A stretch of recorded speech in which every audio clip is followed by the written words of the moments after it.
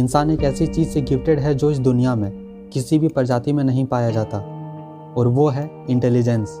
इसी इंटेलिजेंस के चलते इंसान डिफरेंट डायमेंशन में जाकर सोच सकता है, वो चीज़ों को एनालाइज कर सकता है, तरह तरह के प्लान बना सकता है, और इवन वो एक ऐसा फ्यूचर क्रिएट कर सकता है जैसा कि वो चाहता है। आचार्य चाणक्य अपने विद्यार्थियों को विचारशीलता का जीवन जीने के लिए प्रोत्साहित किया करते थे। इमेजिन करो कि अगर आज के टाइम पे ऐसे स्ट्रेटेजी पढ़ाए गए होते तो कितना इवोल्यूशनरी बदलाव आ सकता था। पर हम लोगों की मॉडर्न एजुकेशन सिस्टम पे यही मेंटालिटी बन के रह गई है कि हमें भी वही करना है जो दूसरे करते आ रहे हैं। स्कूल जाना है, पढ़ाई करनी है, एक अच्छी खासी डिग्री लेनी है, और लास्ट में एक छोटा सा जॉब लेकर सिक्योर हो जाना है। जबकि आचार्य चाणक्य अपने स्टूडेंट्स को एक लीडर के रूप में चाहते थे, और एक लीडर का सबसे पहला क्वालिटी होता है कि वो बिल्कुल अच्छे और करेक्ट डिसीजन ले। तो आन्वीक्षिकी है क्या? चलिए इसे समझते हैं आचार्य चाणक्य की एक कहानी से। ये कहानी तब की है जब चंद्रगुप्त की सेना सिकंदर से लड़ने के लिए पूरी तरह से तैयार थी। वे सैनिकों, हथियारों, गोला बारूद जैसे सभी चीज़ों से पूरी तरह से तैयार थे। पर आचार्य चाणक्य अभी भी ये सुनिश्चित करना चाहते थे कि चंद्रगुप्त युद्ध को लेकर सभी तरीकों से तैयार था या फिर नहीं। वो एक सिंपल से टीचर नहीं थे, और इसलिए वो इस सिचुएशन को हल्के में नहीं ले सकते थे। वो ये सुनिश्चित करना चाहते थे कि चंद्रगुप्त के पास प्लान ए, बी और सी ही है, या फिर उनके पास प्लान एक्स, वाई और जेड भी है। युद्ध सामने आ रहा था। चाणक्य ने चंद्रगुप्त से कहा, आज शाम मैं चाहता हूँ कि तुम मुझे अपनी पूरी तैयारी और स्ट्रेटेजी मेरे सामने पेश करो। चंद्रगुप्त ये समझ चुका था कि उनके लिए सबसे बड़ी परीक्षा युद्ध के मैदान में जीतना नहीं था, बल्कि युद्ध के मैदान में चाणक्य के परीक्षा को पास करना था। क्योंकि वो ये जानता था कि अगर उसने इस परीक्षा को पास कर लिया तो वो अपने लाइफ में किसी भी परीक्षा को पास कर सकता है। जब चंद्रगुप्त वहाँ से निकल रहा था तो चाणक्य ने उन्हें रोका और कड़े आवाज़ में कहा, हमेशा याद रखना चंद्रगुप्त, अपने शत्रु को कभी भी हल्के में मत लेना। चंद्रगुप्त अपने कमरे में गया और उन्होंने अपने कमरे में कुछ अजीब किया। उन्होंने अपनी नोटबुक को खोला जो वो अपने गुरुकुल के दिनों में पढ़ा करता था। उनके नोटबुक में पहला लेसन था आन्वीक्षिकी। चंद्रगुप्त को अभी भी ये याद था कि उस समय आचार्य ने सबसे पहले लेक्चर में क्या कहा था। आन्वीक्षिकी ये सभी विज्ञानों का सबसे महत्वपूर्ण कारक है जिसके आधार पर हम अपने सभी निर्णय लेते हैं। और तब एक विद्यार्थी ने ये क्वेश्चन पूछा था आचार्य से कि आखिर आन्वीक्षिकी इतना महत्वपूर्ण क्यों है। और तब आचार्य ने दोबारा बताया कि आन्वीक्षिकी का मतलब दर्शन है, यानी फिलॉसफी। सफलता पाने के प्रयास में हमें फिलोसफिकल और प्रैक्टिकल थिंकिंग की ज़रूरत होती है। आन्वीक्षिकी एक फिल्टर का काम करता है किसी भी लॉजिक में और किसी भी सिचुएशन में, जिसके आधार पर हम ये पता लगा सकते हैं कि क्या आध्यात्मिक रूप से अच्छा है और क्या बुरा, क्या अच्छी नीति है और क्या बुरी नीति। यहाँ तक कि जब हम मुसीबत में होते हैं तो आन्वीक्षिकी हमारे माइंड को उस समय स्थिर रखता है और हेल्प करता है एक अच्छे डिसीजन लेने में।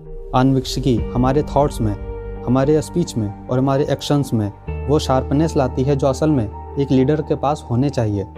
एक विद्यार्थी के रूप में चंद्रगुप्त ये समझने में बिल्कुल असमर्थ था कि आखिर आन्वीक्षिकी का मतलब क्या है, पर वो ये अच्छे तरीके से समझ चुका था कि कोई भी प्लानिंग बनाते समय हमें मल्टीपल डायमेंशंस में सोचना है। शाम हो चुकी थी और अब चंद्रगुप्त किसी भी क्वेश्चन के लिए पूरी तरह से तैयार था जो उसके आचार्य उनसे पूछेंगे। उन्हें देखते हुए आचार्य ने चंद्रगुप्त से कहा, मुझे उम्मीद है कि तुमने आन्वीक्षिकी को अच्छे तरीके से अप्लाई किया। जी आचार्य, मैंने सभी आयामों में सोचा है।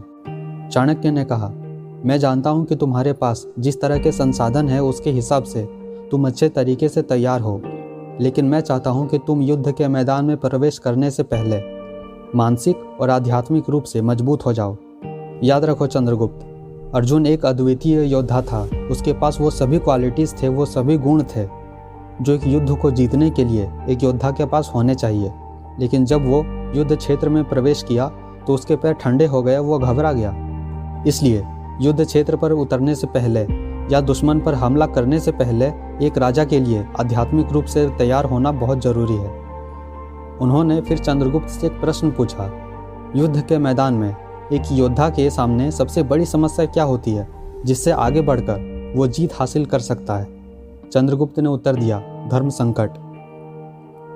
धर्म संकट मतलब एक ऐसा सिचुएशन जब हम अपनी इमोशंस को कंट्रोल नहीं कर पाते कि उस वक्त क्या सही है और क्या गलत। ये ठीक अर्जुन के साथ उस बैटलफील्ड पे हुआ था।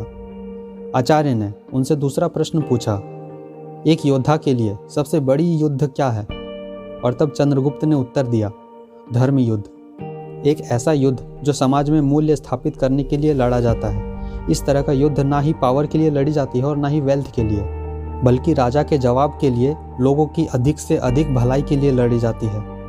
चाणक्य चंद्रगुप्त के इस उत्तर से चाणक्य अब पूरी तरह से संतुष्ट थे और अब चंद्रगुप्त अपने सेना को युद्ध के मैदान में ले जाने के लिए पूरी तरह से तैयार था। तो इस कहानी से हम 3 कंक्लूजन पे पहुंचते हैं। पहला, इससे पहले कि हम किसी भी सिचुएशन में जाकर उलझें, हमें उस सिचुएशन के सभी संभावित परिणामों के बारे में सोच लेना चाहिए। यानी हमें मल्टीपल डायमेंशंस में सोचना है, क्योंकि एक ही सिचुएशन के बहुत सारे रास्ते होते हैं और एक प्रॉब्लम के बहुत सारे सॉल्यूशंस हो सकते हैं और आपको उन सभी सॉल्यूशंस पे अपने माइंड को फोकस करना है। और सबसे इम्पोर्टेंट बात, हमें कभी भी एक ही प्लान पे टिके नहीं रहना।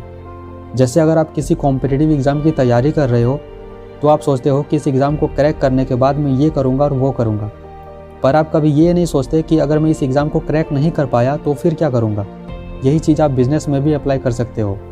मैं ये नहीं कह रहा कि आप नेगेटिव सोचो, बिल्कुल आप पॉजिटिव ही सोचो, पर आपको अपने प्लान को हर तरीके से सोचना है, ताकि अगर फ्यूचर में आपके हाथ में असफलता भी लगी तो आप उसे सफलता में दोबारा कन्वर्ट करने की ताकत रख सको। दूसरा, हमें हमेशा अपने इमोशंस को कंट्रोल रखना है। अक्सर हम अपने इमोशंस को कंट्रोल नहीं कर पाते और ऐसे ऐसे काम कर जाते हैं जो हमें असल में उस वक्त नहीं करना चाहिए था, और बाद में वो हमारी सक्सेस में सबसे बड़ी बाधा बन जाती है। ठीक यही चीज़ अर्जुन के साथ हुआ था उस बैटलफील्ड पे। वो अपने इमोशंस को कंट्रोल नहीं कर सका, जिसके कारण वो उस युद्ध को छोड़कर जाने की सोच रहा था, पर बाद में श्री कृष्ण ने उन्हें समझाया और जिसके कारण अर्जुन उस युद्ध को जीत पाया। तीसरा, हमें हमेशा आध्यात्मिक रूप से सोचना चाहिए। देखो, स्पिरिचुअल थिंकिंग का मतलब ये नहीं होता कि हम सभी मटेरियल बेनिफिट्स को छोड़कर वैराग्य धारण कर लें और गरीबी में जिएं। ऐसा नहीं है, बल्कि आप और अमीर बनो, अपने लिए और वेल्थ क्रिएट करो। पर आपको ये पता होना चाहिए कि आप ये पैसा एक अच्छे सोर्स से कमा रहे हो, क्योंकि अमीर तो बड़े बड़े डॉन और गैंगस्टर्स भी होते हैं, पर वो हमारे रोल मॉडल नहीं होते। तो मिलते हैं अगले वीडियो में। Thanks for watching.